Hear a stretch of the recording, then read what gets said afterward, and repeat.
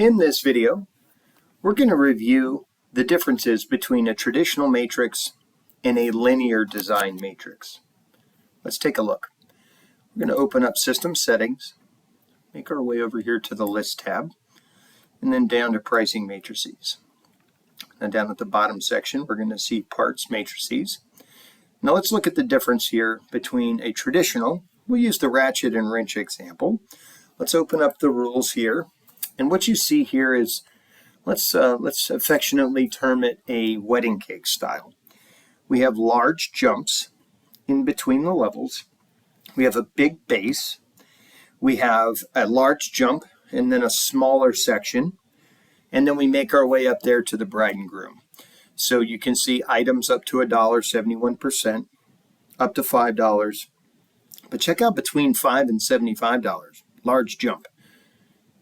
75 to 150 and so on. Now, here's two things that happen. One, the likelihood that the service writer is going to change the price is very high.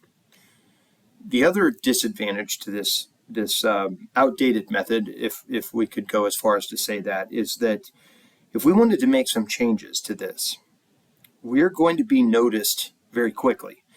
So let's say I wanted to change this one level here.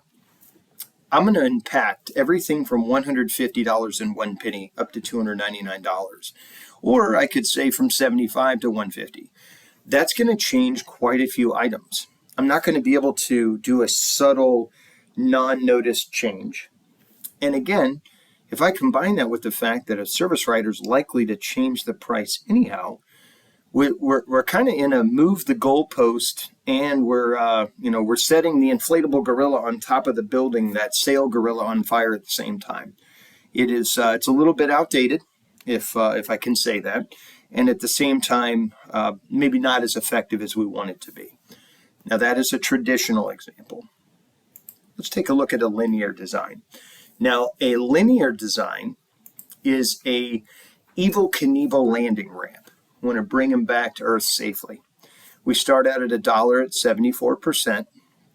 And what you'll notice here, I think those that see patterns quickly, you're picking up on our system here pretty quick, right?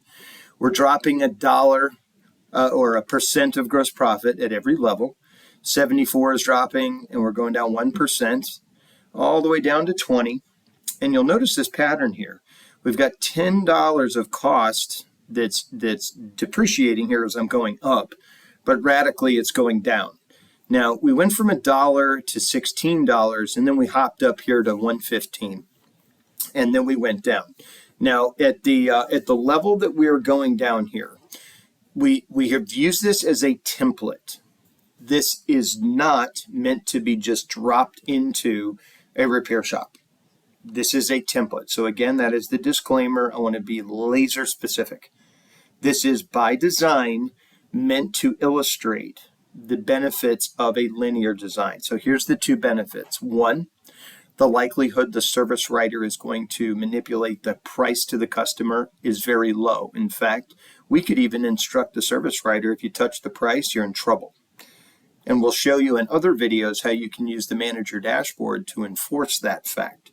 Two, if we decide we want to take advantage of linear quantity opportunities, which is magic math, then we have the opportunity to change individual levels of a linear matrix and maximize cost and profitability without raising alarms all across our matrix and getting customers in an uproar, service writers to raise their ears and start to raise the hairs on the back of their neck and cause a mutiny. So the difference between, as a whole, to wrap this video up, between a traditional, aka outdated, and a linear, which is the future, is that we are trying to make sure that in an ever-growing parts, commodity, trading, and highly competitive world, that we maximize every penny that we have left to profit that we can make out of parts. We know in a traditional design where that 50% GP is very challenging to accomplish, especially with parts vendors that have price changes or cost changes for us in the industry. We'll spend less time arguing about cost differences, more time focusing on quality of parts, And if parts are an issue for you, I certainly invite you to come back and look at our labor profitability sessions, as we can show you where more than making up for some of the cost profitability that you succeed to parts, so that you can focus on quality and make up for it in the labor area, yet still achieving all of your total profitability goals for the overall operation. I want to thank you for watching this video. We'll catch you on the next one.